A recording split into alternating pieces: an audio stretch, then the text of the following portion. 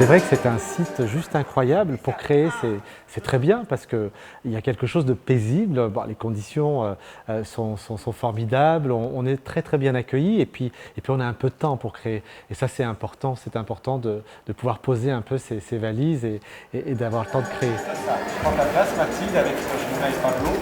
Par exemple, au début, vas-y, tu sais quand vous faites celui-là, tu viens vers moi. Bam.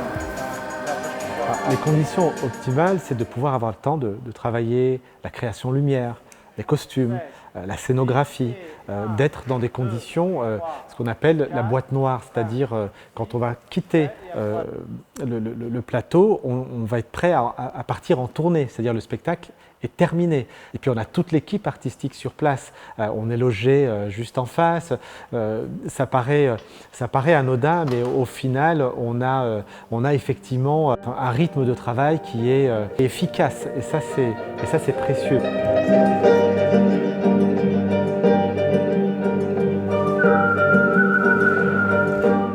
Beau Séjour, c'est une pièce pour 14 danseurs et danseuses d'ailleurs, des danseurs de hip-hop, des danseurs contemporains, des acrobates.